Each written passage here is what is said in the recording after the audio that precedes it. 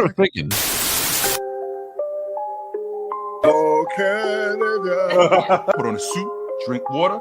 Don't drink and drive. Hey, man, call your mother.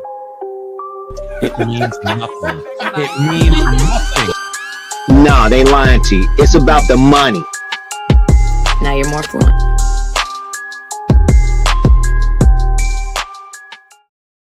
Hey, you know what? I've got this water, and we've got, we've got this red version. We got a red bottle, and we got a David Beckham version here. Oh my God. Fluent Junior. Fluent Junior. I need a bottle of water. Tomas. Let me start the show by getting all tangled up in my chair here. Mm-hmm. I don't even want to know what's going on down here. Let me start the show.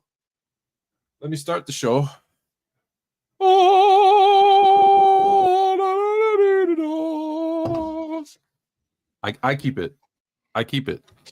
I was thinking when I saw that, my first question is, do we have to open up negotiations? Because my contract is up after the season. So, to win the championship, Tone, I mean, that's kind of a big deal. So, and do negotiations have to open back up again? I mean, I know that you under contract for like another couple more years, Tone. No. I'm on a year to year.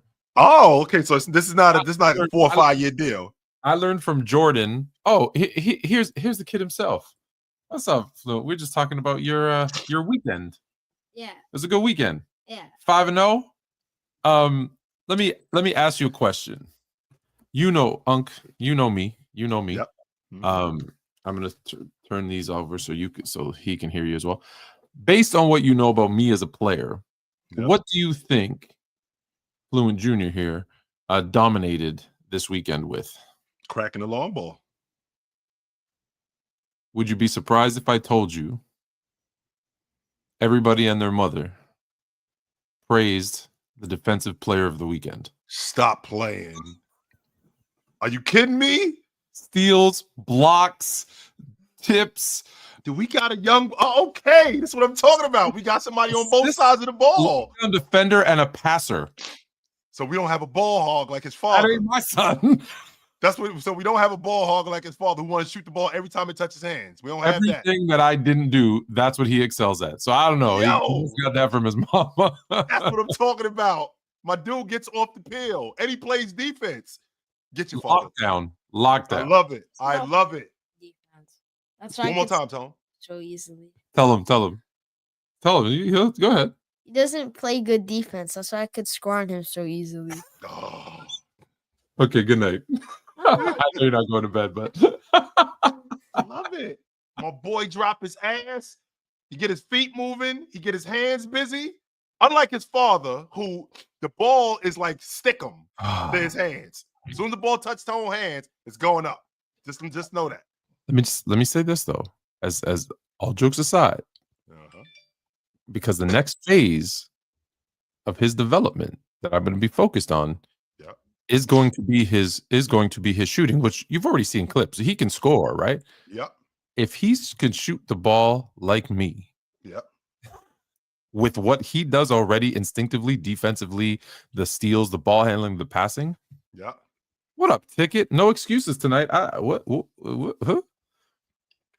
No, is that something I don't know? I don't know, Ticket. I need more. I don't know what you're talking about. But yeah, so shout out to Fluent Junior, and the Warriors, which is fitting that he left the Mavs last year and joined the Warriors because number 30.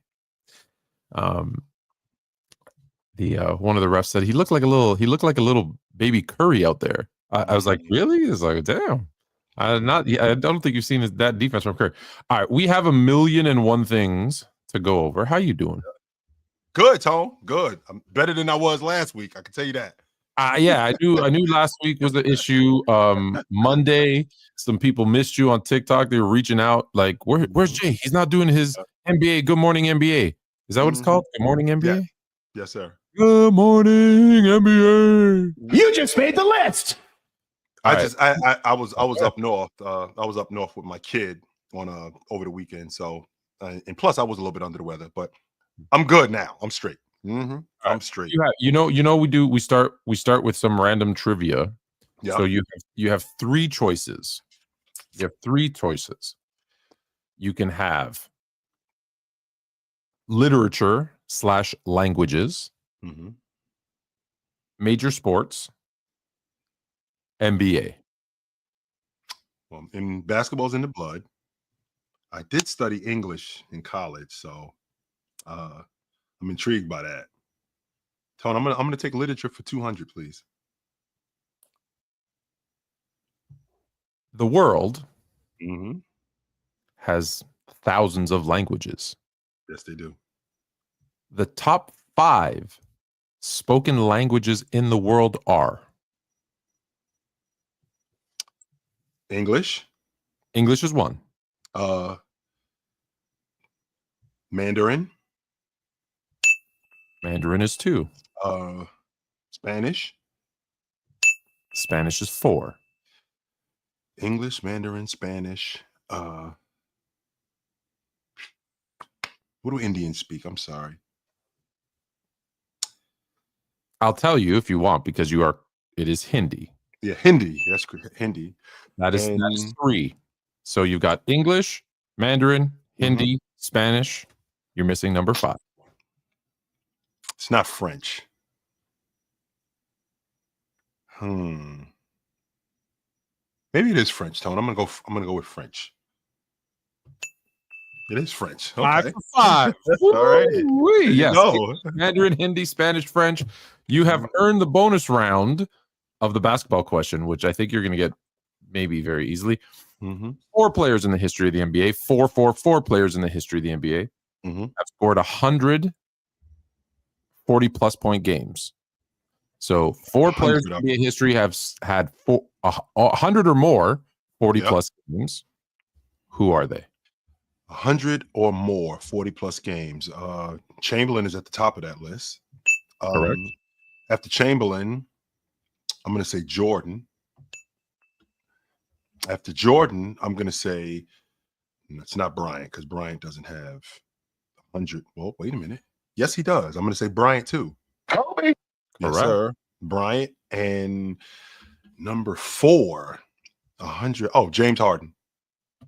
Correct. Yes, sir. Just like 102. He just cracked it. Wow. Yes, okay. See, I wasn't going to do the third one, but now I think I want to stump you on one.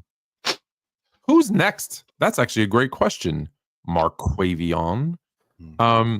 Who's the next? Who's the next one to do it? Who's the next one, do you think, to get to 100 points? Sorry. 140.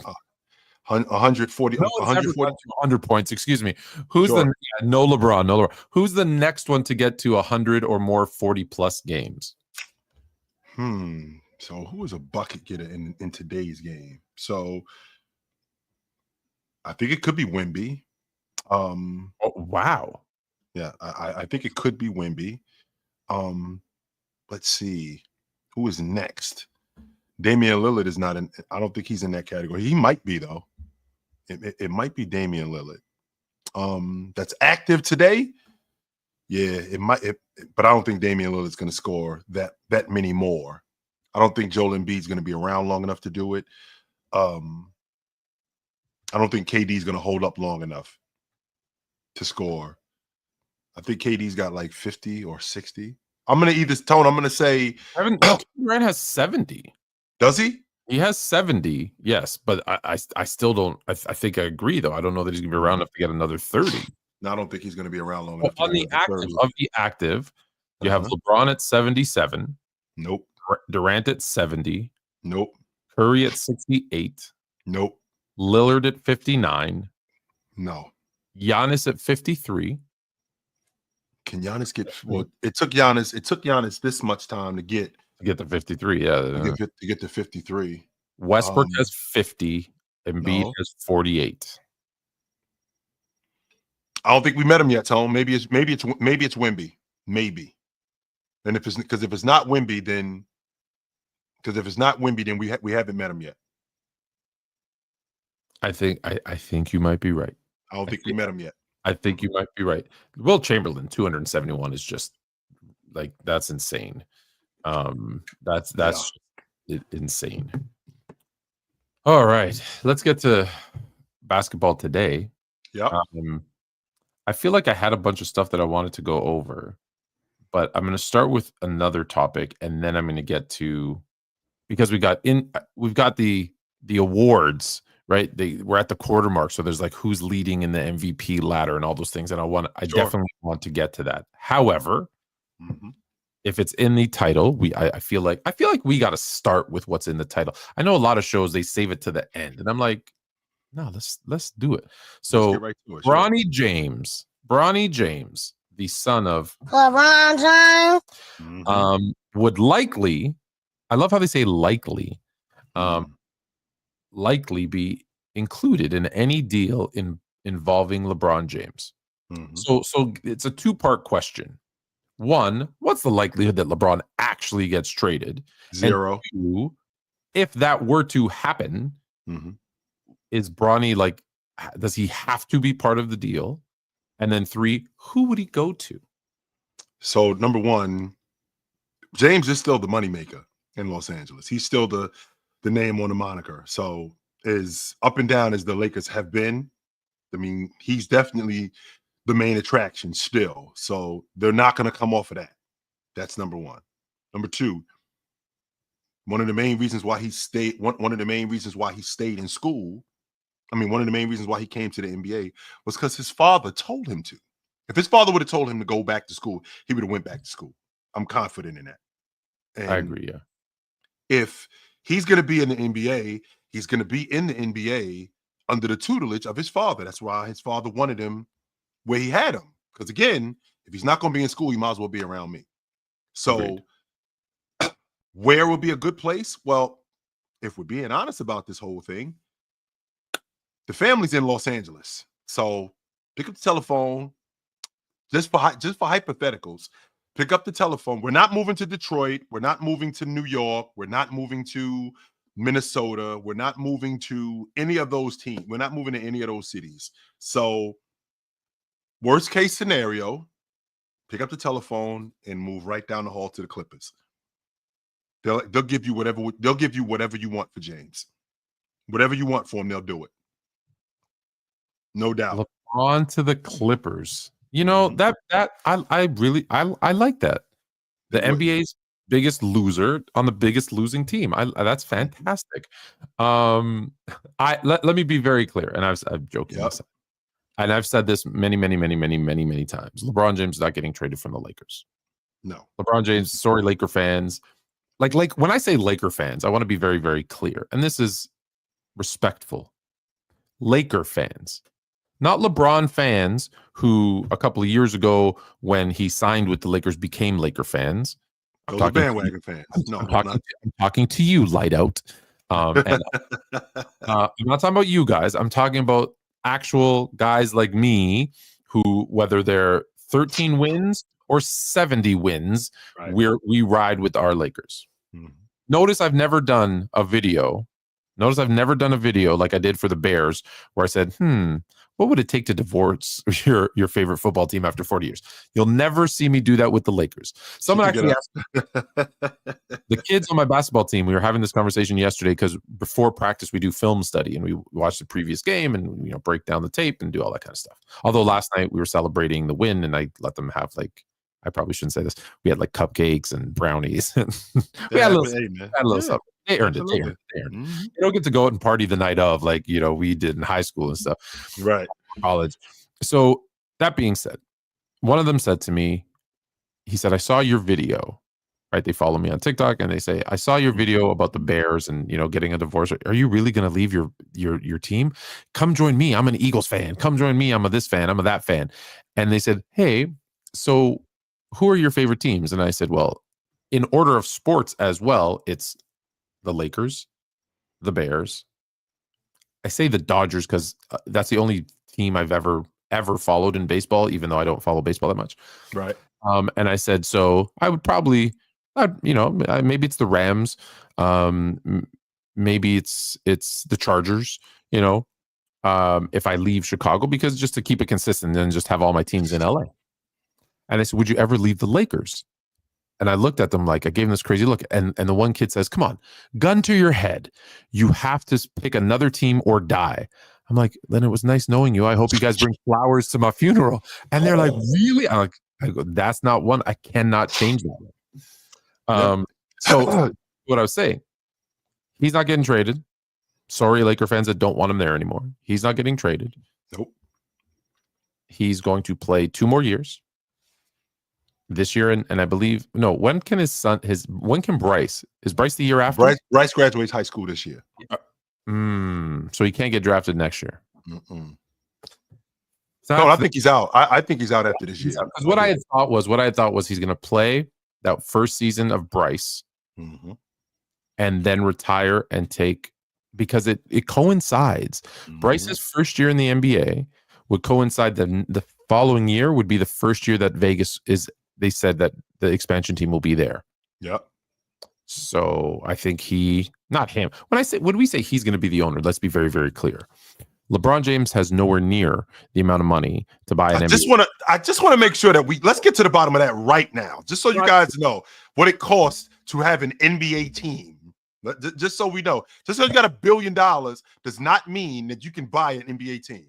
That does not mean that at all. No, because that's like saying that just because I got $100,000, I'm gonna take $100,000 and buy a $100,000 house. No, that's not the way that works. You got operating costs. You got the arena. You got all of that stuff that you have to deal with. Let's be clear. Okay, James says he wants to own a team. This isn't what it was in 2012 when Jordan put up bread to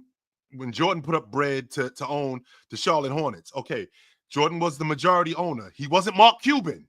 That's not the way that worked. No, he wasn't Mark Cuban, who just took all his money and outright bought the Dallas Mavericks like Mark Cuban did.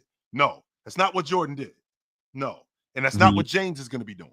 The current price tag, the current price tag for a new NBA franchise, for an expansion club. Any ideas how much? For an expansion club, I think the going rate is about $1.5 billion, maybe 2. You wish. $7 billion. Nah, he ain't got that. $7 billion for a NBA expansion club.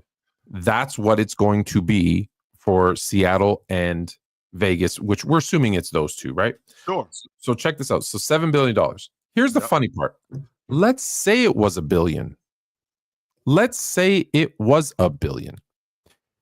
His net worth is $1 billion. His net worth doesn't mean he has $1 billion in hand. No. It means everything he has, cash, houses, cars, land, property, investments, like his net, everything. Okay. So he would literally have to take everything he owns.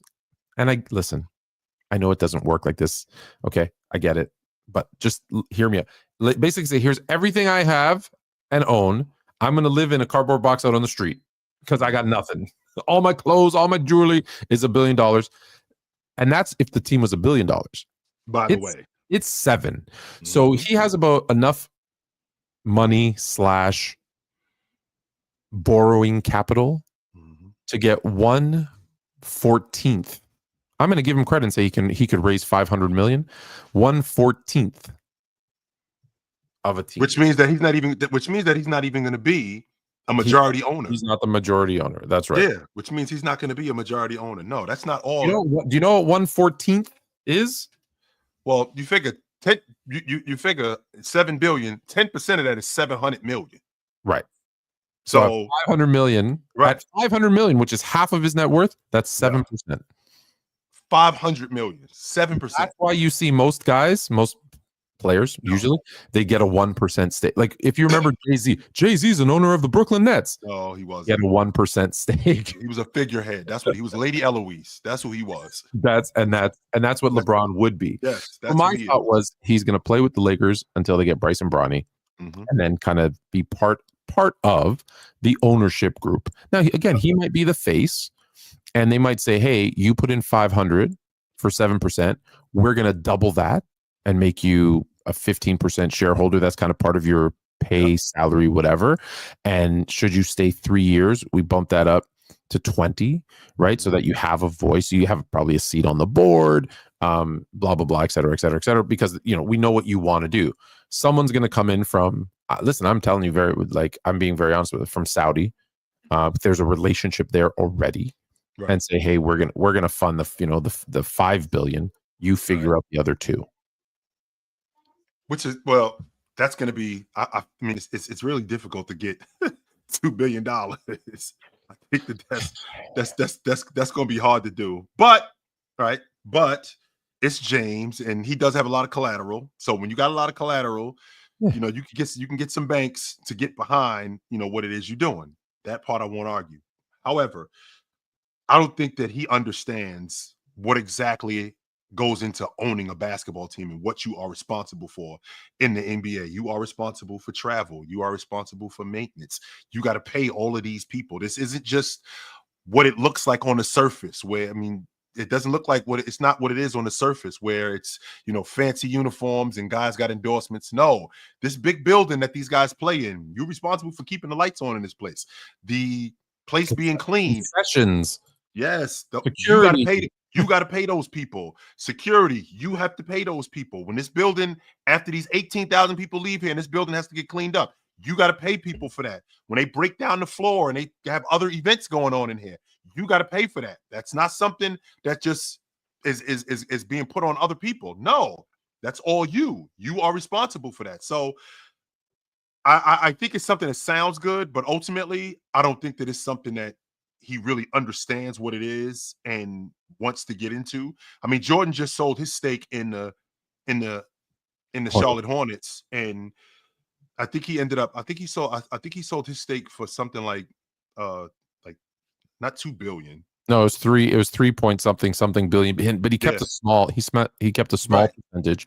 But but that was a great investment for him, because 100%. He put in 800 million or 700 million. Right. He put in significantly less than what he got out of it, and that was a franchise that didn't succeed, and everyone wants to blame him for it not succeeding. Sure. Okay, but I think we all agree it was a business decision, and it turned out to be from a business standpoint, it was great. You know me, I don't care. All right. Like, do I want to have a winning franchise and success? Like, if I'm running the team, 100%. And he had a lot to say, but most great players are horrible GMs. There's going to be exceptions, but most great players, Larry Bird comes to mind. Yeah. Most great, like, legendary players stink. And I always use, and I've used this with you before too, Wayne Gretzky. He tried to coach the Phoenix Coyotes, and he's like, just do this. And they're like, we can't. And he goes, no. What do you mean? And he goes, how did you do it? He goes, I don't know. I just did it. Right. It's hard, as simple as it looks. Yeah. And you see a player with a skill set, and you're like, well, if they have my heart and my determination with that skill set that I see, because he probably saw guys who had more skill set than him, and he's like, they're going to be great. The only problem is, they don't have that heart or that will or that maniacal, like, taking it personal drive, right? Like, how many people actually had that in NBA history? What, 2, 3 people? Yes. Tony, can I address something real quick from TGK PSP? The only reason why you're saying that, because you heard that from somebody. You didn't think that 2 months ago, that Jordan on the Wizards was better than James. You heard that from somebody, and all of a sudden now it's, is Jordan better? Is 40-year-old Jordan better? The out of shape, who didn't really take care of his body, smoking cigars and drinking beers with a little bit of a pot belly, 40-year-old Michael Jordan, is he better than LeBron James, 39-year-old today? No, he is not. That's not going on. No, I'm not going to buy that. You're just saying that because you heard that from somebody and it sounds good and you just want to argue. That's it. I think people are saying it more so because when you look at the numbers, because people do math skip ball. Yes, they do. Shout out to Ox. When you look at the numbers and adjust for pace, it's actually closer than most people make it seem. However, I don't think he washes him. No, I don't think that. I don't think James is clearly better than Jordan. No, I don't think that. Let's be very, very clear. We're talking about an MJ that was on a significant. We did this the other day with Jalen. We looked at the rosters. Oh, that Washington Wizards team was garbage. There was no AD on that team. They were terrible. LeBron clearly better athletically today than Jordan. And Jordan, people forget, and this isn't an excuse, But Jordan was hurt. He was playing on one leg. Like he was not. Bad knee. There was no. He hadn't played for 3 years. He was out of shape. He did smoke cigars and drink booze, and he was injured. And that's the crazy part is he still put up pretty good numbers. Still awesome. I think he was 20 a game. Yeah, I think he was 20 a game. After not playing for he came back that second year. Yeah. So that was the last year that he played. So and he was coming back. He was making $1 million that he was donating to 911 relief. He was really playing for the ownership stake. Sure. Let's be very clear. That was the deal. Whereas LeBron, well, we were talking about, where's he going to be? Where are the Lakers going to be seated? Do they have a shot at a championship? If they don't face if they don't face Denver in the playoffs early on, how deep can they go? We were not having that conversation about Jordan and the Bulls. Jordan and the Wizards. I said Bulls are never going to happen. First of all, to those of you guys who don't even know, because you just want to, you just want to, and Marquavian, whatever your name is, that stat that you just brought up. So I'd like you to keep going, and while you keep going on your offensive and defensive rating, just so you know, Larry Bird has a higher defensive rating than Scottie Pippen for his career. I just want to put that on your mind. Now, Larry Bird was a very good defender. Yes, Larry Bird was a great defender, but he has a higher defensive rating than Scottie Pippen. Marquavian, you stay talking to me like you really want this smoke with me. You don't. You think you do, my man. You don't. Let us get through our topics. You don't. We're ending at 9:30. You don't want this smoke with me. If you want, we will send out the link. Super chat, which is more important. Yes, Bam. we will. We'll actually send it to you. You don't want this smoke with me. We will send the link. Sports PSP. You get around your cronies when we're on the panel, and you run your mouth with them. I dare you to come up here. I'm not asking you. Tone is going to send the link out. I dare you to come up here. I dare you. You don't want this smoke with me. You don't. We've always talked about this. You know how many people I've sent the link to who say they were going to battle me and they never show up. They never show up. At least he's in the chat. Those guys are even afraid to come in the chat. So shout out that you're still in the chat. Sports PSP, a friend of the shows, sends a super chat and says, "Should Aaron Rodgers retire?" I think he should have been retired. To be honest with you, Tom. Everybody saw that he was going to the Jets, who will break your heart every time, every possible chance that they get. Their roster always looks so good, except for the quarterback. You're like, oh, they got Aaron Rodgers. I'm like, they didn't get that Aaron Rodgers. They got this Aaron Rodgers. Mm-hmm. I think he should retire because I know what he's actually going to do. Yeah. Which is he's going to go sign with the Minnesota Vikings. You think he's done? You don't think he's done, Tom? No, that's what Brett Favre did. He's just following everything Brett Favre did. Just think about it. Just think about his career. Brett Favre starts in Atlanta. Yep. Right. Goes to Green Bay. Gets the starting job. Plays wonderfully, I guess you could say. Wins a Super Bowl. Yep. They draft a younger guy to replace him. He acts like a child, right? Has a hissy fit. Won't talk to him. Won't groom him. And they say, then hit the bricks. And he walks. And they will not let it. They block everything that they can do to stop him from going to any NFC team. He signs with the Jets. He goes to the Jets. That doesn't work. He goes to Minnesota because he wants to play in a divisional team and get back the Packers. So his replacement is Aaron Rodgers, who takes over after Brett Favre has his hissy fit and storms out the door. Which, by the way, keep going, Tone, because I don't want you to stop there. But just so you guys know, Aaron Rodgers had been sitting behind Brett Favre at that point for 4 seasons. That's so we clear. But keep going, Tone. I'm sorry. So Aaron Rodgers follows Brett Favre's footsteps where he has early success, wins an early Super Bowl thanks to his defense, and then is MVP multiple times, puts up a bunch of stats, but never goes to the Super Bowl again. Then they draft a young replacement in Jordan Love. Sure. He doesn't groom him. He treats him like ass. He makes Jordan Love sit behind him for a few years, and then he has a hissy fit and storms out the door. And where does he end up? Oh, with the Jets. That doesn't work out. He's literally followed everything Brett Favre has done. So I just think, like it's all. And it's not like, I know that they have a young quarterback. I know they have a young quarterback in Minnesota that everyone says he's going to be the guy. But if they don't beat, and I don't think they will, if they don't beat Detroit, I really think Detroit, it's destiny for Detroit. I think they finally get. So if they don't win it this year, is that it for Detroit? No, I think they run it back. I think it depends how they lose. But I know Minnesota. isn't going to make it. And so Minnesota says, oh, we're a quarterback away. Look at Justin Jefferson, the emergence of Jordan Addison. We've got Aaron Jones. We've got a pretty good defense. TJ Hawkins. If we get we love Sam Darnold. He's played great this year, but man, it's Aaron Rodgers. Can he have one last like Peyton Manning in Denver? They might make that push. But they don't have the defense ever to. So Aaron Rodgers, yes, he should have retired the first day he was drafted and never come to Green Bay. That's a little selfish. He should have gone to San Francisco. I think you would have liked him there.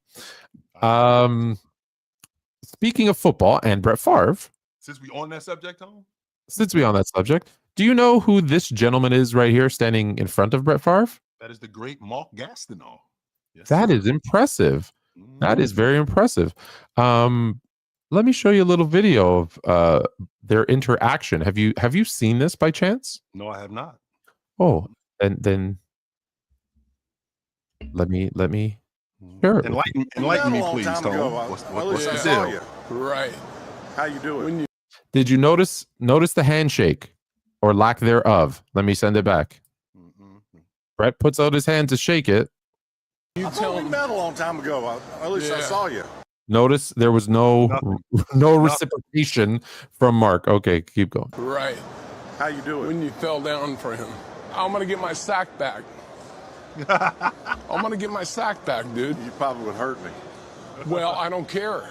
You hurt me. You hurt me. You hear me? Yeah, I hear you. You really hurt me. You hurt me, Brett. We got to get back to this, Brett. I'm sorry. What he's talking about, for those who don't know, and you could feel the pain. You could feel. Could you not feel the pain in his voice? Yes. Michael Strahan had half a sack less than Mark's single season sack record. Gastineau, I always say his last name wrong. That's why I said I just call him Mark, because I can't say last names. So he was half a sack shy. One of the final plays of the game, Giants versus Packers. Strahan comes through the line, and Brett Favre takes a dive.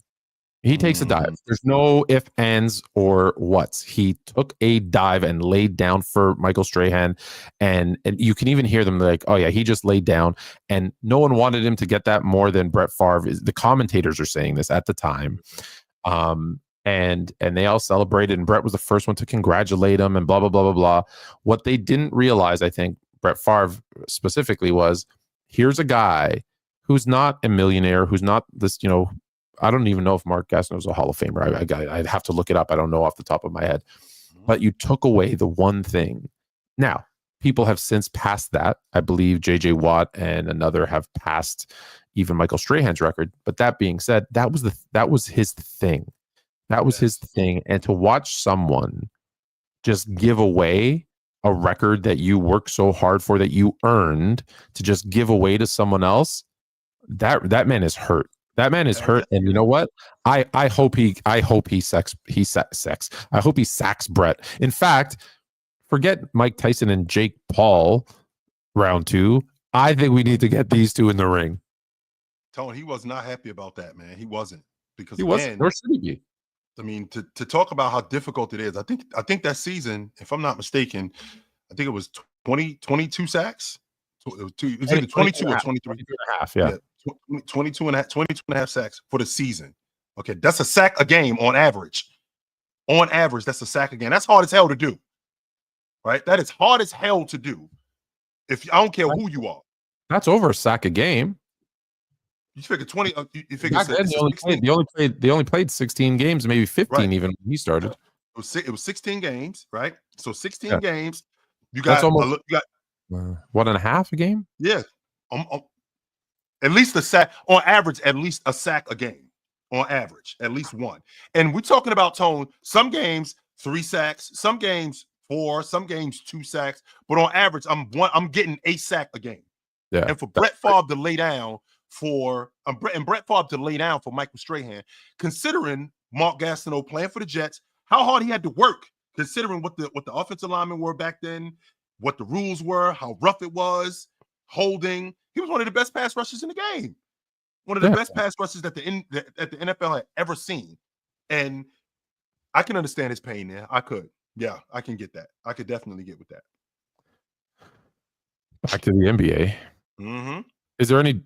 Do we have any disagreement? He should be leading in MVP voting. And yes, we do. There's the runners that currently are SGA and Giannis. Yep, 100%. Seems pretty legit. 100%. We have disagreement that he should not be leading in MVP votes. No, because Jokic should not. So what are we doing now, Tone? So we're taking winning off the table. Winning doesn't matter anymore. Oh, is that what we're doing? So winning is out. So if the season ended today, right? If the season ended today, we've given over the last 5 years the league MVP to a 6th and a 7th seed. So you're telling me that winning doesn't matter. All you're telling me is that the guy who statistically had the best season, he's the league MVP. So the criteria for league MVP no longer means winning.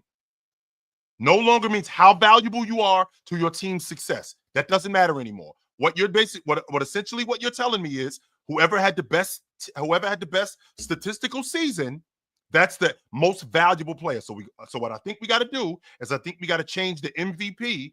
We got to change the name because it's not the MVP. No, it's not. What it is yes, that's what it is. So we got to change the name from MVP to the most outstanding player because the most valuable player to his team's success. If I'm watching SGA, and I think Jason Tatum is better than him. But as of today, I feel like SGA is affecting winning more than Jason Tatum on that Boston Celtic team. I feel like Giannis, Tone, you and I had this conversation 3 weeks ago when they were second to last in the Eastern Conference. And I'm like, they're going to turn this around. They have to turn this around because there's no way that this team is this bad. Well, as of today, the Milwaukee Bucks, they're the 6th seed, right? They're the 6th seed, and they're moving up.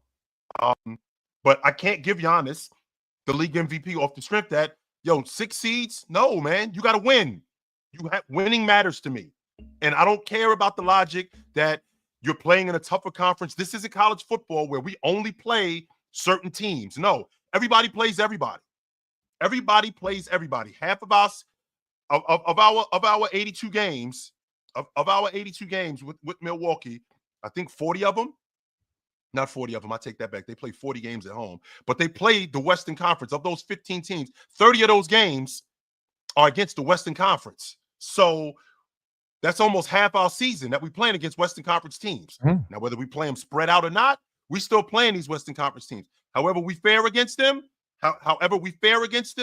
that's one thing. But the idea that a 6 and a 7 seed, no. And I think that what we've gotten away from is we've gotten away from how important you are to your team's success. And I think that I think people don't care about winning anymore. I was literally scrolling through TikTok before we came live, and there was a guy doing a live who said, right, here's my list, and like LeBron 1, Jordan 2, Kareem, had his list, and his criteria was I don't know, impact on the game, regular season stats, not even playoff stats. And he said, winning's not important to me. Winning's not important to me. And so, however, Teddy Hart, appreciate you. We'll get to your other one in a second. He has 2 super chats, but we're starting with this one. SGA should be working on his 2nd straight MVP, not losing it again, especially to a 7th seed guy. So not the 7th seed guy, but last year was legit. Last year, I had no problem with last year. You don't think that they've got Jokic up there basically because, one, what he's doing statistically is historic, better than all his other MVP seasons, and they're maybe projecting, thinking they'll get there, they'll get better, they'll make a trade, they'll do something. Well, they haven't. Should it be harder to win your 4th? Should it be harder to win your 2nd, your 3rd, your 4th, your 5th? I mean, if I'm being honest, I think they 3 games, Tone, out the 3 spot, something like that. But and I feel like they could move up at some point, sure. Okay. But he's in the conversation for one reason and one reason only, Tone. He's the best player in the game. That's why. There's no other reason why he should be in the conversation except the fact that he's the best player in the game. And what he's doing, because we have seen the best players in the game be at the top of the leaderboard in MVP races. Why have we seen them? Because they're the best players in the game. That's why. That's why we saw James Harden in 2018, 2019, 2017, 2018, 2019. That's why we saw Giannis. That's why we saw James. That's why we saw KD. That's why we saw Curry. That's why we saw these guys, because at some point, not Curry, I mean Joker, because they were the best players in the game. Joker, at the 7th seed, I'm having a difficult time with him being the league MVP off the strength that he's the most valuable to his team's success. No, he's not. Would you be opposed to them saying, starting this season, whatever season it was, the best player in the game, as voted on by whoever, that is who gets the most valuable player award? At least we would have some standard, Tone. I mean, in the NFL, what's the league MVP in your estimation, Tone? The best quarterback. I think it's the best player on the best team. It's the best, but it's not. It's the best quarterback. It's always, like, with rare exceptions, go back and look. It's the quarterback 90% of the time, and it's like, and it's not the quarterback on the best teams. Like, if quarterback throws for 5,000 yards, he's winning the MVP. It doesn't matter what anybody does. Like, I think you needed running back to rush for like 2,000 yards to win an MVP. Adrian Peterson did it. Let me put it this way. Jerry Rice, who is arguably the greatest football player ever, has how many MVPs? 0. How many wide receivers have MVPs? I think 1. 0. Okay. How many kickers have an MVP? 0. 1. 1982 or 83 Raiders kicker, whatever. You have a kicker winning an MVP and never having a wide receiver. So that's, I don't even like theirs. But anyways, the point I was making, Tone, is I feel like in the NFL, it's the best player on the best team. Even though let's just say it's the quarterback. Let's just say it's the quarterback, sure. And I feel like in pro baseball, it's the best player in the league. Doesn't matter who it is. That I agree with. Baseball, it doesn't matter. He could be on the Cincinnati Reds, and they could be in 5th place, and they don't make the playoffs. I watched Alex Rodriguez win the league MVP, and the Texans the Texas Rangers was at the bottom of the league. It's the best player in the league in baseball. So I'd like for us to actually have a criteria in the NBA. If it's going to be, I don't even care what it is, as long as there is a criteria. Yes, you can. 100%. Is rookie of the year? Is your rookie of the year Jared McCain? It looks like it, Tone. I had Zach Edey before the season started, but this kid has been really good. He has been. This kid has been really, really good, Tone. I initially thought, like, why are they drafting him? They already got Maxey. Why are they drafting this kid? Only to find out that him and Maxey work really well together. They do. They work really well together in the backcourt. Like, he's a really good scorer. He can play off Maxey really well. Maxey gets downhill with the best of them, draw and kick. And the other way around, too. Maxey plays off of him really well. So this thing actually works. I thought I was married to the idea that he was going to be the guy with the ball in his hands, but thinking to myself when I watched them that, maybe this could work with these two guys in the backcourt. Maybe. Your favorite. I know how much you love this one. Defensive Player of the Year, as I called it, Victor Wembanyama. And I told you, it's all narrative. It's all narrative. All it is, Tone. I know you disagree. I know you disagree. So far, Dyson Daniels and Jaren Jackson Jr. are the runners-up to Wembanyama. Jaren Jackson. Any one of those guys you had, I think, didn't you have? I had Evan Mobley winning it. Evan Mobley. Yeah, I had Evan Mobley winning it, and it's 100% narrative, because what happens? This is exactly what's going to happen, Tone. This guy in year 2 is going to win the Defensive Player of the Year, and now it's going to basically not define. It's going to confirm what everybody said about him. We said he was a great defensive player. So then now what's next? What's next, Tone, is now he's got to win the league MVP. So now that's got to start up. Once the league MVP starts and then he wins that, we told you that this guy was awesome. So then what's after the league MVP? Now he's got to start winning, Tone. And guess what happens when he doesn't win? This guy is a bum. He's not as good as we thought he was. And now you guys are going to tear him down. That's what's going to ultimately happen with him. Oh, good. Let's if he plays that long to go through that whole scenario, then awesome for him. 6th man of the year. I love that. Yeah. That you agree with this one? Yes, I did. I originally thought that it was Buddy Hield, and then Buddy Hield kind of like blew a tire. in the 100-mile dash and the 100-yard dash. I saw this. You know those things they do with the Cowboys, where it's like season starts, Super Bowl talk. They start off hot. Everyone says how great they are. They implode and stink, and then the cycle starts again. I saw the exact same thing for Buddy Hield. Like he starts, plays 10 games where he like shoots the lights out, and everyone just says, "Why did that other team give up on him? He's a beast." And then he goes through his slump, and everyone's like, "What the hell? Get him out of here!" Mm-hmm.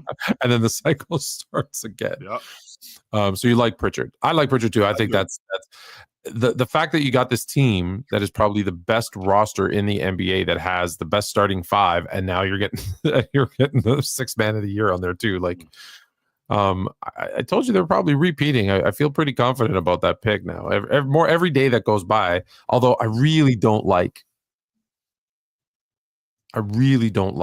They lost to Memphis. Do you know how many shots they took in that loss to Memphis? Oh, they shot 63s, Tom. They shot 63s. Do you know how many total shots they took? I want to say 100 almost. 105 shots. 60 were threes, so 45 twos. Yeah. They shot 30% from three. They shot 67% from the free throw line. Like it's just I don't think that's sustainable. That part really, really, really worries me. Tone, I told you this already, Tone. You and I had this conversation. I don't think Joe Mazzulla is going to rest until he has a game where his team shoots all long balls. Now, I know that that might sound ridiculous, but it's not. Yeah, there's got to be a put. You think they're going to have a putback dunk and they're going to kick? Well, maybe. I've seen them do that. How many times have I seen Jason Tatum go down the gut and he's got a layup and he's throwing the ball out to Drew Holiday in the corner? He's throwing the ball out to Derek Lively at the long ball line. No doubt about that. No doubt about that. I'm pretty confident that Joe Mazzulla wants a game where his team shoots 75 long balls and they're 40% from the floor. I think that he wants that. And I don't think that he wants that I think he wants that to prove a point that I know what I'm doing. This is the future of the game. Excuse me. This is the future of the game. And this is what the game is going to look like. And we're going to be responsible for changing the game like the Warriors did. That's what. Yes. Yep. We're going to be responsible. Listen, I love the three ball, but it's not meant for everybody. No, it is not, Tone. Nor is it meant for every possession. It's funny. I know these are kids. I get it. It's a 12 team. We're playing in this tournament on the weekend. Like I said, we went 5-0. We played lights out. But we played the semifinals Sunday morning and then the final Sunday afternoon. The semifinal Sunday morning, they took and missed so many threes. And yes, my offense, as you can imagine, there's a lot of swinging the ball around and we get a lot of open threes. So we take a lot of open threes. However, when we saw the first 6, 7, 8, 9, 10 not go in, and I'm screaming, get to the hoop, get to the hoop, get to the hoop, get some layups, because then once you make a couple layups, the basket gets bigger, right? They didn't. And we win by, I want to say 18 in a game that shouldn't have been that close. The follow-up game, I told all the parents, listen, you're taking your kids and you're not eating fast food, you're not getting fried food, like I gave them a list of what they could do and could not do. And don't do this, don't do that. And I said, or you will not play. And so we have the second game. And they start making layups, and I keep yelling, "Make your layups! Take your layups! Take your layups! Go to the hoop! Go to the hoop! Go to the hoop!" We win by 40. How about that? Imagine that. Sorry. Imagine that, Tone. You going to bed? Okay, good night. Love you. Hi, nephew. Yes. I'll come and see you. Say good night. Good night, Chill. Hi, nephew. Yeah. Chill. Uncle Chill. Uncle Chill. All right, Uncle Chill. And the difference was they started going to the hoop early and often. They were getting their layups, and guess what happened? Well, they collapsed in, and now the three ball became a lot easier. And now they started making them, and we blow it in the final. We blow them out by 40. I'm like, guys, see how easy that is? We go to practice. What's the first thing they started doing Monday? shooting the threes. I'm like, no, I want to kill him. We just went over this. We I literally want to just kill him. went over this. And that's what I see is I see like we're giving up opportunities to take an easy 2 because mathematically a 3 is worth more than 2. Yeah, but you know what's less than a 2? 0. So if you have a dunk, take it. But anyways, last category, Franz Wagner as the most improved player. Yeah, he's going to miss a lot of time, Tone. So that's the problem. He's got a torn oblique muscle, so he's going to be out for at least a month, maybe a month and a half, and that's going to be a problem considering the other guys that's in the league right now. Hey, little bit. How are you, dear? Yeah, Unc. What's going on? Good. What's going on? How are you? Good. How are you, dear? He said he's good. All right, good night. Love you. She's way too tall. She's gonna be a beanpole, Tone. Yes, she is. Yeah. So, like I was saying, Tone, he's gonna miss. He's probably gonna miss a month, maybe a month and a half or so, because with that torn oblique muscle, I mean, it's not a strain. So, to lose both him and Paolo, that sucks. That really does suck. And But I think he's going to eliminate himself because of injury. What have I told you about Orlando? You didn't think that they were there yet. You did not. Not only did I not think they were not there yet, what do I always tell you? What happens in Orlando? What did you tell me that happens in Orlando? Well, what happens once a player gets good? Oh, he gets out of there. Oh, he's gone. No doubt about that. Yeah, he's gone. He's not staying there. So in this case, now there's injuries, but it doesn't work in Orlando for whatever reason. I wish it did. I want Orlando to be good. Good team down there, Tone. They got a really good team down there. I like Orlando. I spend a lot of time in Orlando. I want them to be good. Yeah. I want to go watch a good team. They got a good team in Orlando, man. They do. I love this kid, Paolo Banchero. I love him. And I don't see him being out there past the next contract. Let me get to. I want to stick on most improved player. Yep. However, first we're going to take a sidebar because we do have a super chat from Teddy Hart. Yeah. And it's a good one. Thank you, Teddy. If Dan Gilbert / Danny Ferry switch places in history with Jerry Reinsdorf and Jerry Krause, what effect do you think it would have on the masses' opinion of the GOAT? Well, number one, Dan Gilbert and Danny Ferry, I think that they married the idea of James being the guy, and we're just going to roll with James as opposed to Jerry Reinsdorf. Jerry Reinsdorf actually listened to Jerry Krause, like that was his guy, and he did whatever Jerry Krause told him in terms of scouting players, in terms of drafting players. That was it. With that being said, Tone, I think that Jerry Krause was more conscious of building a unit around Jordan because Jordan wasn't his guy. Let's make sure we remember that. You and I have had this conversation. Jordan wasn't his guy, but he recognized that he had a franchise player in Jordan, and I got to get guys around him. I don't think that was the case in Cleveland. I think that in Cleveland, they had the idea that, okay, we got this guy. He's going to get us to the promised land, and we're just going to keep rolling with that. However we build this crew around him, I don't really think that matters that much because he's that good. So the effect that I think it would have on the masses, I don't think that Danny Ferry and Dan Gilbert, if they would have done that to Jordan, I don't think he would have stuck around. I don't. So it's so tough because they played in obviously in different eras. But here's the thing. Everybody gives Jerry Krause a lot of credit for his hits. Sure. Right? Now, let's be clear. He did not draft Jordan. No, he did not. That would have been Rod Thorne. Yes, sir. That was Rod Thorne's guy. So he comes in and they want to give him credit for a draft day trade for Scottie Pippen and drafting Horace Grant. That's really the two big ones, right? Mm-hmm. That's really the two big ones. But he missed on Karl Malone. He could have had Karl Malone in '86. He went with Keith Lee. Yes, he could have had a very different roster makeup. I'm not going to go through it all, but we went and looked at it and saw there was a bunch of misses. He then, because he's so thinks the GM is more important than the players. Like, you see him in the final season sitting in the stands with Tim Floyd, basically telling him, you're going to be taking over Phil Jackson, and I'm getting rid of this team. I'm trading, I want to trade Scottie Pippen for Tracy McGrady, which people go, oh, that's a great trade. No, because Tracy McGrady at that time was not ready to play like that. And then he got hurt. So it could have been a disaster. So let's fast forward and use. Thank God they didn't do that, Tone. let's put Jerry Krause in Cleveland. Yeah. And what we know about LeBron. Now, we're lucky because it's in retrospect, so we know what we know.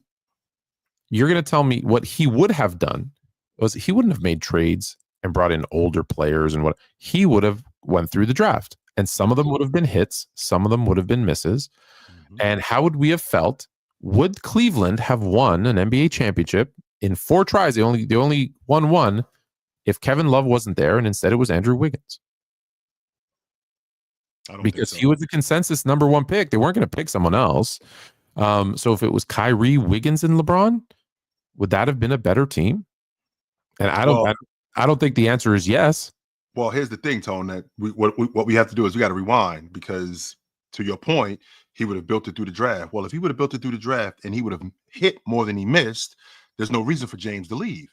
James stays. Okay, so that's great. So if we go back to the James years, sure. To LeBron's credit, he had the team winning too many games early. Right. And so they wouldn't have so all those draft picks were bad. Like, if you go look at, again, Cleveland's drafts in those years 4, 5, 6 of James being in Cleveland. Yeah. Is there ones that he was like, oh, you should have gotten this guy? Now, not in retrospect, when like saying, oh, it was the 18th pick, and look at this guy at 37, he became, right. No, you can't do that. You got to look at kind of 2 picks before, 2 picks after. Right. That's not fair. Sure. So the team, he would have gone young and tried to pick and stuck with those young guys. He wouldn't have traded them away for vets. Nope. So I wonder how that would have worked with LeBron, who is better with veteran players. Well, on the flip side,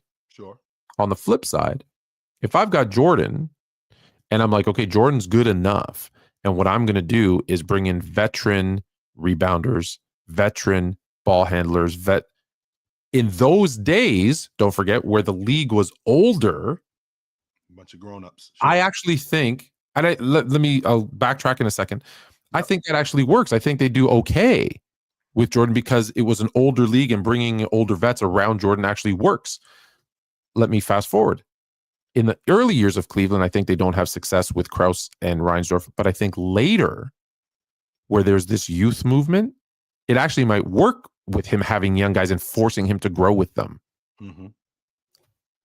So, to be fair, so in '87, when the Bulls got Scottie Pippen and Horace Grant, they were 2 lottery picks. They got Scottie Pippen, and they ended up trading for him, and they got Horace Grant at 11. Yeah. So and that was a playoff team. That Bulls team was. They were a good team, right? So, and in '88, when they lose in the semifinals to the Detroit Pistons, I mean, they ended up getting Stacey King that year. They had a top 3 pick in the draft that year. They ended up getting Stacey King. But then in '89, they in the Eastern Finals, and they end up with the 17 pick, and they end up getting B.J. Armstrong. So this is what I'm talking about when I talk about, being better at drafting, finding good players. I mean, they found Scott Williams in the draft late in the first round. I mean, I don't think that the winning would have mattered off the strength that you need some luck with that. That's what happened with the Boston Celtics. That's what happened with the Lakers, your Lakers, Tone. That's how you got Magic. That's how you got, that's how you got James Worthy. You do need some luck to fall in line with that, but you also need some damn good GMing. You need some damn good GMing. And I think that Jerry Krause was smart enough at that time, trading Charles Oakley for Bill Cartwright. I think he could have made some deals where he could have, if we're going to build this thing, okay, we got this kid. We got this 19-year-old kid, because remember, he's also younger than Jordan. So we got this 19-year-old, 20-year-old kid who's awesome, and I'm going to build a unit around him. In the process of me building a unit around him, I'm going to need draft picks. I'm going to get better draft picks by finagling and calling up people. Tone, I had no idea who Scottie Pippen was. So to trade for Scottie Pippen, that was a big deal. So why doesn't Jerry Krause, if he's in Cleveland, and he's got a player like LeBron James, why doesn't he trade for a shooting guard? Why doesn't he trade for a big man? When I got a guy like LeBron James, why wouldn't he trade for knowing Jerry Krause? He'd probably find a way to get David Robinson on his damn roster, some nonsense like that. So I mean, I think it could I think it could be really tricky, but I do also think that Jerry Krause would have done a great job with LeBron James. If he liked him, who knows? He might have ran him out of town. So in I'm not going to do too many of these. I'm just going to I'll do 4 years. 86. I want to say good GMing, right? 86. Yep. He selects Brad Sellers. Yep. He passed on who? Who did he pass on, Tom? John Sally, Del Curry. Nothing. Again, I don't go too far because if I can go further. So okay, that's 87. We know that's the year he makes every right move, right? Olden Polynice trades him for Pippen, picks up Horace Grant. That was now Horace Grant was great. I don't know. Reggie Miller went with the next pick. Yes, he did. So it's not now he's just a better player than Horace Grant, but not what they needed. So he got what they needed versus what was best for them. Now, if he's got James at that point, if he's got James and he doesn't have Jordan, absolutely that makes sense. It doesn't make sense to take Reggie Miller if I got Jordan. The next year he picks Will Perdue. Yep, from Vanderbilt. You're leaving Rod Strickland out there. You're leaving Dan Marley out there. Will Perdue.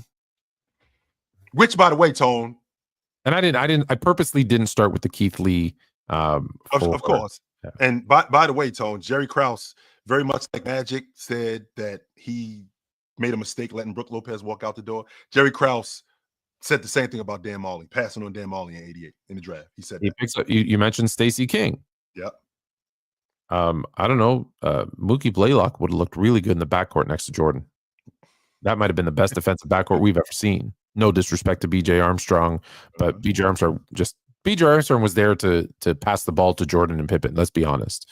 But if you had I think if you have Mookie Blaylock, like that is what they kind of ended up having with Ron Harper, because Ron Harper, by the time he gets there, is older. His blown out his knees. He can't play offense, but man, he's still big, strong defensive guy. So there's, they also passed on Sean Kemp, Tim Hardaway, Nick Anderson, Dana Barrows. Like, so when we say good GMing, I don't know, like you could have built a real super duper team. Just if you think about it, just from a 4-year stretch, you could have had a team of Karl Malone, Scottie Pippen, Michael Jordan, Mookie Blaylock, Tim Hardaway. Like you could, like when you look at Reggie Miller, like you could have had an all-star team. Now, does it work from a chemistry that? Right. So what I say is, yes, he did the right things and they won. But there's a lot. There's a lot when you look at it, say, well. Again, I'm not going to do it now because it takes up too much time. It could have had an even better team, but again, whereas Dan Gilbert and Danny Ferry, I think, did not. Excuse me, did not do. I've said this many times. I don't think they did LeBron any favors, and I've said this. I would have left too. I would have left Cleveland too. In fact, I wouldn't have even gone back. But that's a whole conversation for another day. All right. So because we just talked about most improved player, and I said I wanted to get back to it.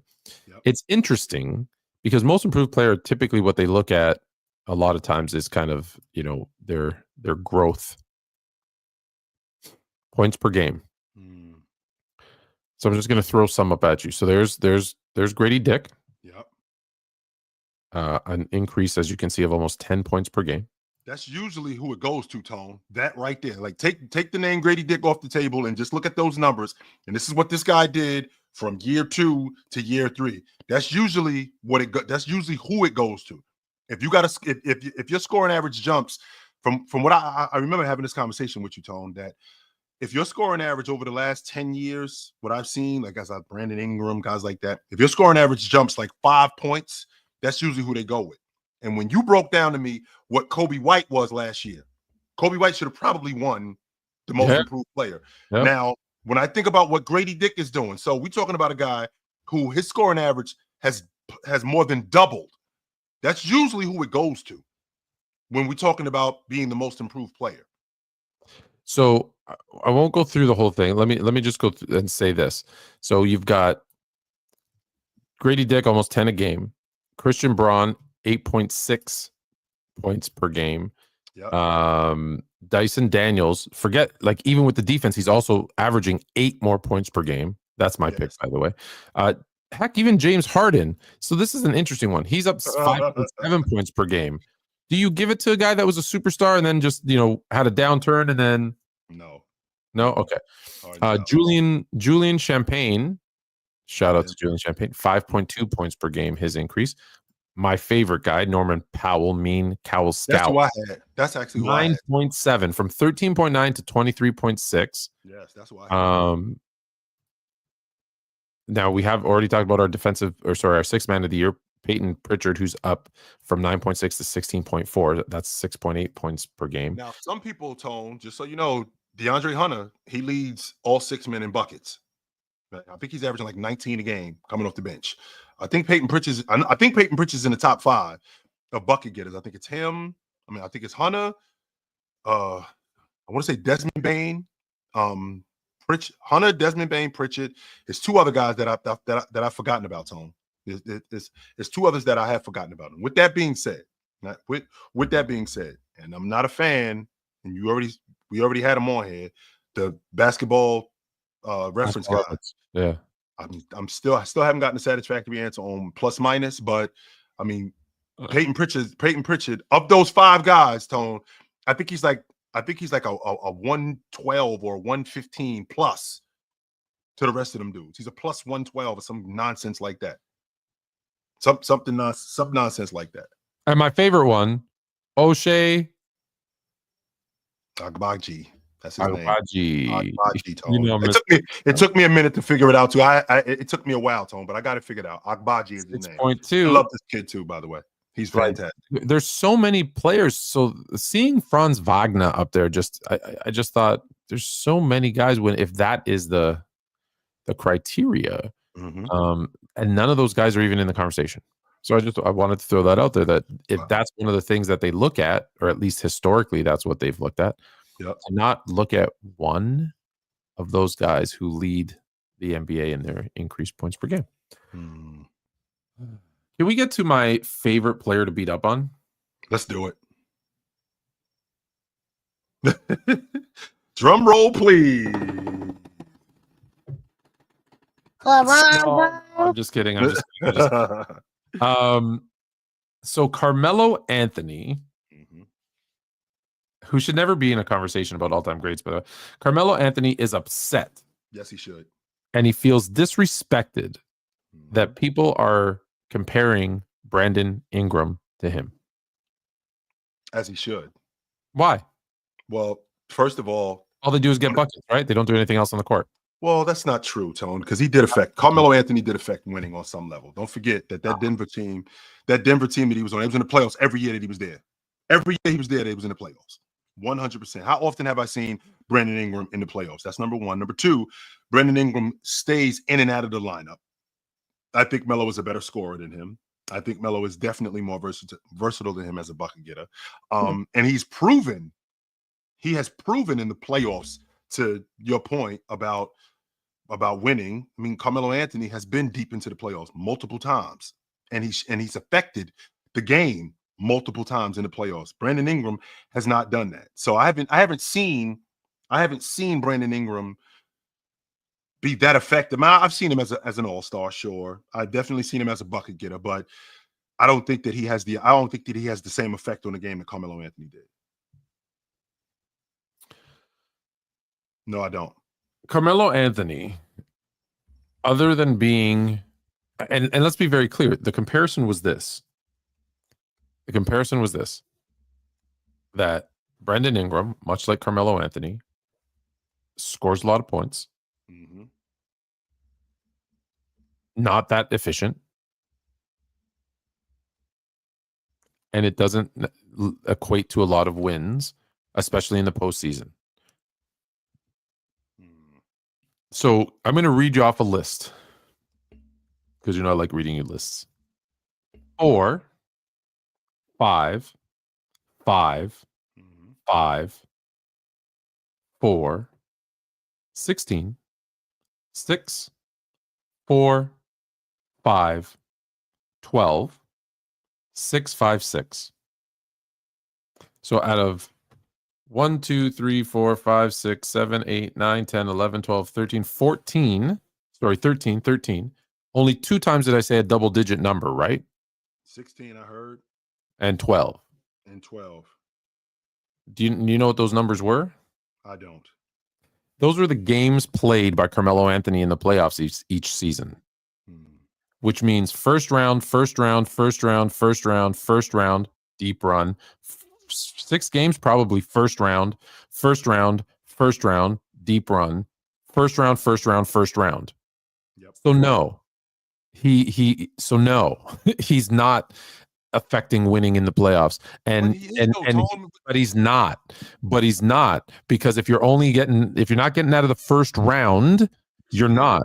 Which he ultimately did. Two deep runs. Now, listen, I'm not saying Brandon Ingram's a better player than Carmelo Anthony. I'm not. Okay. But if the comparison was he's a good scorer who's a little bit inefficient, that doesn't lead to playoff wins. Right. That's a fair comparison. It doesn't mean that he's better or they're the same or a million other things. It doesn't mean any of those. In my mind, it doesn't mean that. It means, well, yeah, like, if you compare someone and say, oh, look at the way this guy dunks. Man, he's like the modern day Jordan. That doesn't mean he's a better player than Jordan, but he might have like really good hang time or really be, a lot of, poetry in the air. If you compare a guy to Shaq, because the way he posts up, he's a big body that knocks people around. Doesn't mean he's better than Shaq. He might just be similar in this, in certain aspects of it. All of those things, I think people take it, especially Carmelo, because I think his greatness is in question. He's lost his number in Denver. He's lost his nickname in Charlotte. Like, he's losing a lot. We're going to forget all about Carmelo Anthony. If it wasn't for his wife smelling like Cheerios or tasting like Cheerios, we might forget him altogether in New York. And so I can see why he's disrespected. But for anyone else to say, yeah, he's a great scorer who's inefficient, who doesn't win a lot in the playoffs, I think that's a fair comparison. So Brandon Ingram is in the same category with I'm not saying that he's the same player, but we're going to put him in the same category with James Harden, with Carmelo Anthony, with Dominique Wilkins, guys like that, guys that are inefficient scorers. If you were to say what type of guy is he, he's like the Timu. Do you know what Timu is? I do. Okay, he's the Timu version of those guys. Yeah, 100%.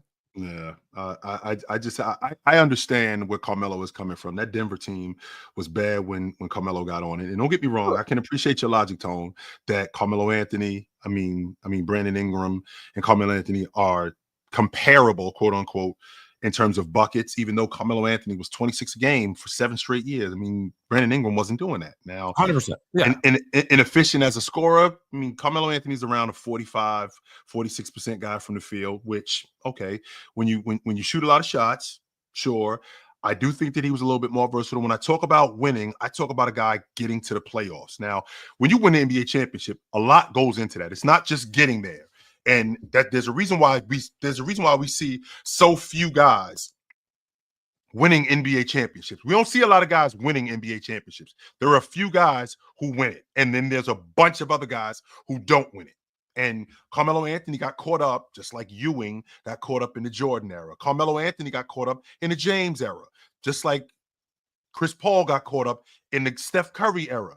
I feel like Carmelo Anthony got caught up in the James era.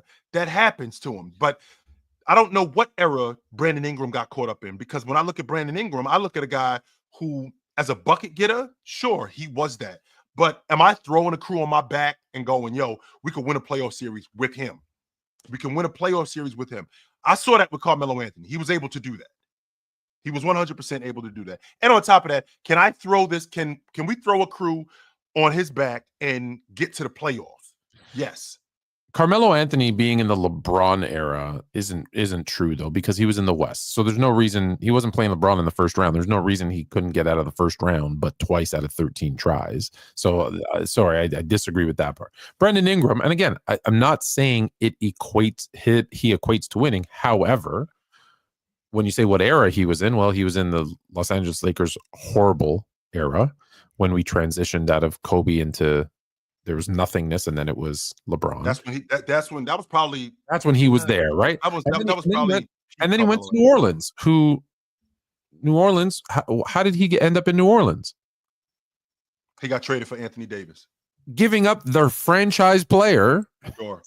So yeah, they were so them making the playoffs 2 out of 6 years.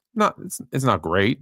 However, he's not the same player. Like I said, he's averaging, I think, 23 plus over the last 5 years. But he's also shooting better, 46%. He shoots better from the 3. So he's actually a more efficient shooter than Carmelo. So like I said, again, my point is not a better player, not going to take you further, not the leader or the guy that can take your team to the playoffs.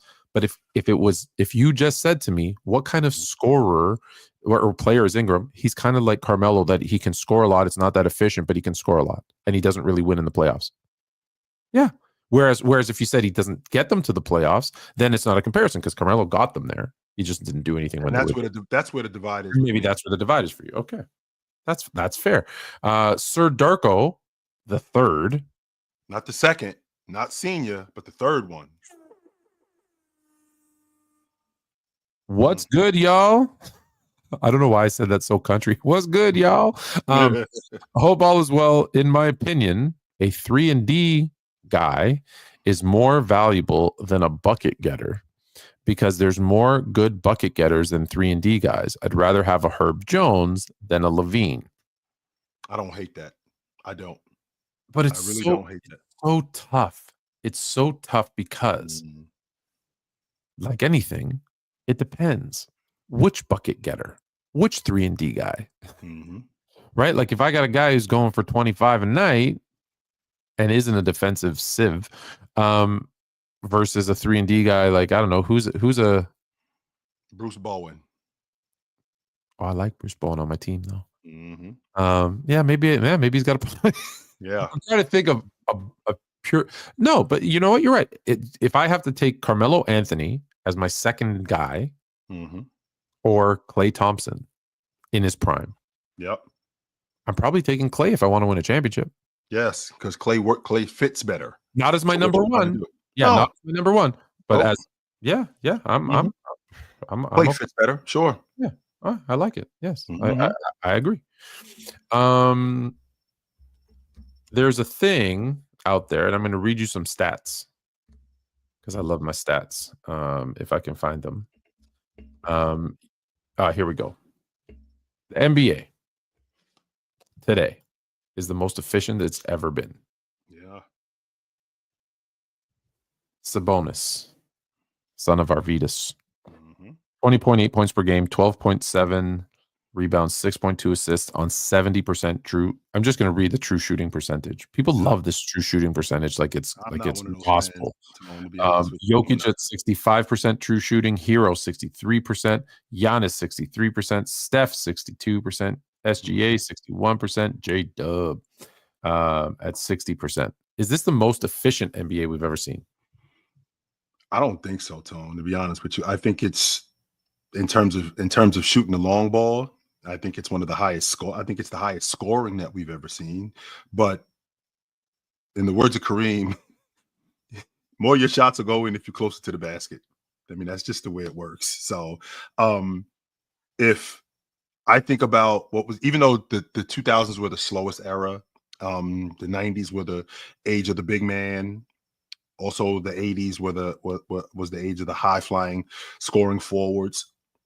I feel like with this era that we have here, I think we got more guys playing outside of their games than we have guys who are doing what's going to help the team win, as opposed to today where we got a bunch of guys, unlike Tone over here, who can shoot the long ball. Everybody thinks that they can shoot the long ball like Tone. And no, that makes your team inefficient. But then you get guys like Curry, and you get guys like you'll have a guy like Curry who'll have somewhat of a slump, and then you'll get a guy like Buddy Hield who falls off a cliff.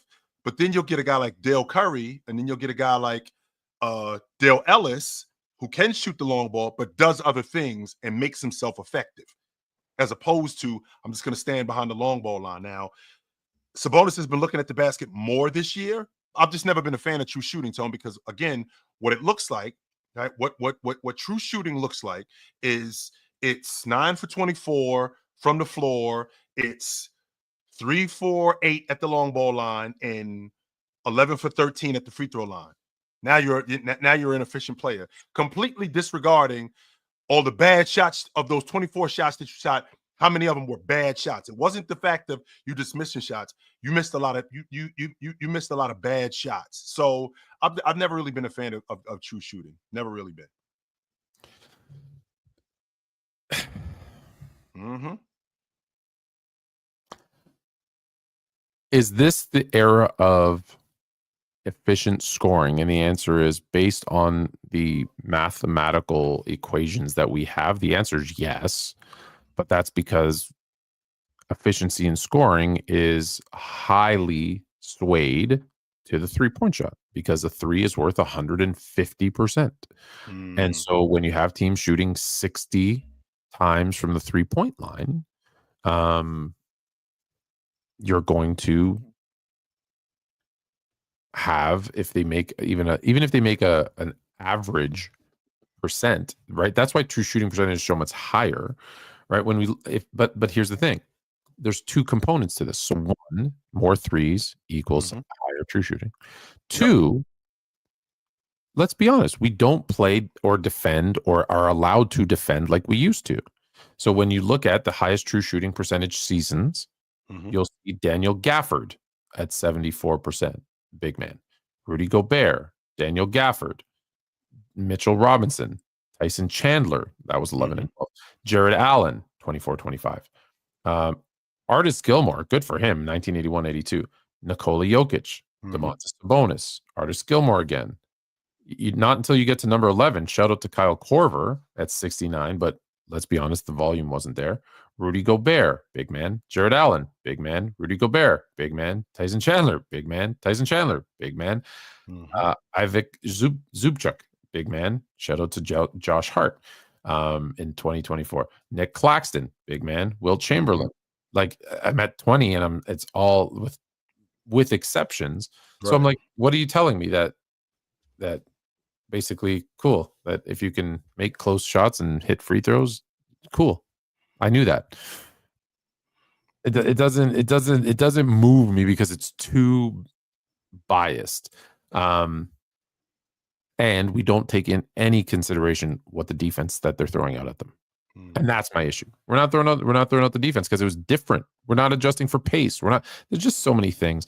I put in the chat because I know you got to leave in 6 minutes. So am I crazy? Maybe I am. What up? Yeah, well, yeah. I say, am I crazy, man? Can you hear me, or should I talk lower? Or should I talk louder? You hot? We can hear you. Yeah. Hot as a firecracker, fam. Hot as a firecracker, fam. Hey, check it out, fam. So you said you a LeBronian? Is that what you said? You like LeBron? I am. I'm a James guy. Okay. Cool, fam. You know, I'm old school too, fam. I'm like 43. You know what I'm saying? You a little older. You know. I ain't gonna try to say your age, but you know, it's all good, fam. But at the end of the day, man, you know, LeBron been in the league 23 years, man. So why he only win 4 times, fam? You know, that percentage is ugly over there, fam. You know what I'm saying? It's hard to win in the NBA, brother. It is. What? Wait, huh? It's hard to win in the NBA, but okay. Hold on. It's hard to win the NBA. Okay, so in the last 4 years, it's been 4 different champions, correct? Yes, it is. Okay, so it ain't that damn hard then, fam. You know what I'm saying? In fact, that actually compounds the point that it's really hard to win. Okay. Check this out. Your man said something about playoffs and all that, right? So let's go over LeBron's last 8 years. You feel me, fam? Let's do that. All right, last year. So wait. I just want to make sure I'm following you. So the last 8 years, that would be what? 17 seasons. Last 8 seasons. Okay, so like 6. No, like last 7 seasons. Last 7 seasons. Let's go to 7 seasons. So 16, 17? Is that where we are? So yeah, we at 17, okay. fam. No, So 16, we're gonna go backwards, fam. We're gonna go backwards. You wanna go backwards? Yeah, I don't know. You tell. I'm okay, cool. You. I'm following. All right, cool. All right, 2023. What happened, fam? 2023, they lost in the West Finals to Denver, the NBA champions. They got swept, correct? Swept, sweep. They lost. But and just so we clear, let's put some context on it. Let's not just sit. So if it's just that they lost. I got the excuses. Excuses. Okay. Excuses? All right. Is that what you want to do? No problem. Yeah. Fam. Okay. Yeah. It's about to get nasty, fam. It's gonna get real nasty, fam. Okay. You thought all I had was the 4-6. No, I got a lot more than that, fam. I just threw that out there, so you thought I was a casual. No, I ain't no casual, fam. You sound like I'm real with this, fam. Okay, look, check it out. Okay, check it out. Okay, what happened in 22, fam? They didn't make the playoffs that year. Oh, man, I told my mama I wasn't gonna curse. Oh my God. So they didn't make the playoffs. Okay, they didn't make the playoffs. What happened before that, fam? In 21, they lost in the first round of the playoffs. Oh, who they lose to in the first round, fam? Phoenix. Oh, you know your stuff, boy. You're gonna get an A in this class. All right, check it out. Check it out. Whoa. You're not gonna dominate the conversation. Oh, my bad. I ain't trying to do that. My bad. I'm gonna play my position. Go ahead, do your thing, fam. So we're not gonna use excuses, but if you're gonna tell a story, tell the whole story. Don't tell some of the story or the part of the story that works for you. So they lost to Phoenix. Phoenix won the Western Conference Championship that year. So keep going. Okay, cool. You just helped one of my points, fam. Okay, you just helped my point. Thank you for putting your foot in your mouth. Now check this out, fam. Check this out, right? Now, KD ended up going to Phoenix, correct? Now, say if he didn't get traded to Phoenix because they had to give up the whole house to get him. Remember, what if he just threw his butt on Phoenix when he already went to the finals? How good would they be? How many championships do you think KD would have, sir? Just a question. Are you really going off a hypothetical? That's not actually what happened. Okay. You literally just told me. You literally just told me that there are no excuses. Is that correct? You're right. Okay, thank you. So now you agree with me? So take your foot out of your mouth. Okay, you agree with me? No excuses, right? You agree with me? So take your foot out of your mouth. No, I said, do you agree there's no excuses? No excuses? I'm just going off what you said. Go ahead. Okay, cool. Okay, so earlier y'all was talking about y'all was saying like their journeys, correct? You said something about the journeys? Tone, I think it's really interesting that he stopped the conversation. I want to go back a step. So we started. We said he wanted to go back 7 years. Yeah, I think it's interesting. Okay. No, okay. Wait. Go ahead. 2020. Bubble ring, right? Bubble gum, right? Bubble gum. So there was a sweep to Denver, didn't make the playoffs. Sorry, sweep to Denver, who won the NBA championship in the Western Conference Finals, didn't make the playoffs. Lost to Phoenix, who's in the Western Conference Finals. First round loss. Gentlemen, no, 4-2. First round loss to Phoenix, who went to the Western Conference Finals. They win a championship. So then bubble gum. Yeah, bubble gum. Then after that, bubble gum. Okay, so then the year which is a narrative, by the way. Which is 100% a narrative, by the way. Okay, bubble gum. Okay, cool. Yeah, now we in 2019, fam. Yep. He got hurt that season. Huh? Excuse me? He got hurt that season. Yeah, that's the season Lakers did not make the playoffs. Yeah, he got hurt that season. But okay, wait. Hold on. You said no excuses, fam. You said no excuses. Keep going. Okay, now you want to put some context to that because I remember at the end of that season that he wasn't. Okay, cool. No excuses. Okay, cool. Okay, 2018, fam. NBA Finals. Yeah, they lose an NBA championship. Lose to the Warriors. They got swept, right? Did they get swept? Yes, they did. Mm-hmm. Okay, cool. Okay, that's another sweep. Okay, cool. So now we got 2 sweeps, and 2 not making the playoffs, right? In a bubble gum, right? All right, cool. So what happened in 2017, fam? They lost in the NBA championship. Finals. Okay, what was that? A gentleman's sweep, right? Yep. They lost in 5 Okay, games. all right, cool. And that's the 7 years I want to use. Any questions? I don't know. I mean, is that all we're talking about here? We're just talking about. No. I got more. I just wanted to know if you had questions about that part. Okay, cool. 1 minute left. We have 1 minute left. So cool. All right. So we all know that Carmelo stole LeBron's rookie of the year, but we gonna leave that as hypothetical. All right, cool. Now you said you was talking about journeys, correct? You was talking about the journeys. Hold on. Let's be clear. LeBron stole Carmelo's rookie of the year. Okay. Oh, yeah. That's what I was trying to say. My bad, fam. My bad. Good looking, fam. All right. Look, check it out. Now I know you're paying attention. Okay, cool. All right, now check it out. Y'all was saying about the journeys, right? Now, what if you switch their journeys around, Jordan's and LeBron's? Now, say 1990, Jordan goes to almost to the finals, but he loses in Game 7 to the Pistons. Now, say after he loses to the Pistons, he gonna make him a super team, man. How many championships think you gonna get, fam? He gonna make himself a super team? Is that what you just said? Yeah. What if he do that? Wait, that doesn't make any sense, sir. No. What? That's what everybody else did when they lose and didn't make it to the finals. They lose, they go join another team. Don't they do that these days? Ain't that the thing they do? So I just want to make sure that I'm understanding you correctly. So Michael Jordan loses to Detroit after losing to them for the 3rd straight year, by the way. Let's make sure we remember that part. Don't leave that part out. Wait. Are you saying he underachieved? Are you saying that? Again, we're not making any excuses. I'm sorry for adding. If he takes Charles Barkley and him and Chuck go down and join Olajuwon in Houston, I love that idea. Yeah, something like that. You know what I'm saying? Get like a top 5 player and then another top 10. You know, something like that. But we know Jordan was a good father. So what good fathers do, they stick it through, and then they make sure the family get good. They don't just leave. No, wait, hold on, fam. They don't just leave. Where I lay my hat to my home, I'm a Rolling Stone. You feel me? That's what LeBron did, fam. That's what he did, fam. That's what he did, fam. You want to talk about it? No. That's what he did, fam.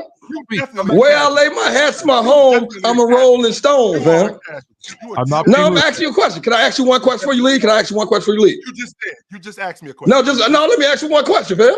One. Go. Huh? I can't hear you. One. Go. Okay. Now, when LeBron went to those super teams, did he get traded or did he just go to those teams? Which one? His contract. All of them. Well, excuse me? Hold on, wait. Well, when he got traded to Miami. He got traded to Miami. He did not get traded to Miami.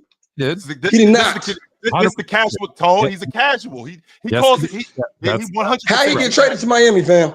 What did Cleveland get? I'll tell you. What did Cleveland get?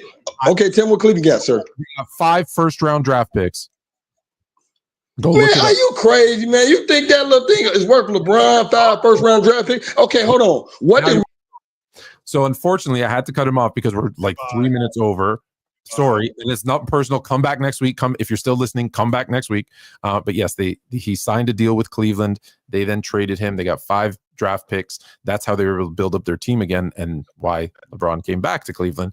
And I'm sorry because we are out of time. It wasn't meant to be rude, and I hope you're not upset. Come back next week.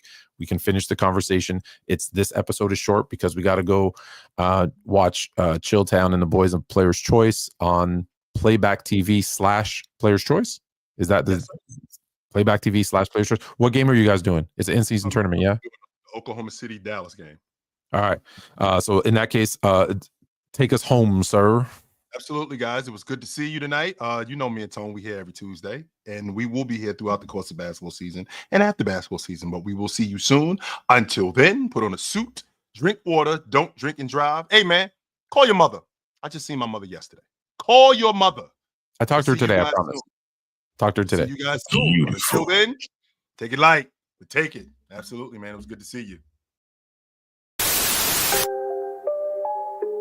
Oh, Canada. Put on a suit, drink water, don't drink and drive. Hey, man, call your mother.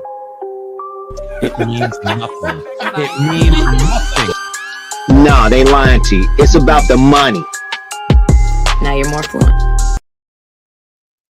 I just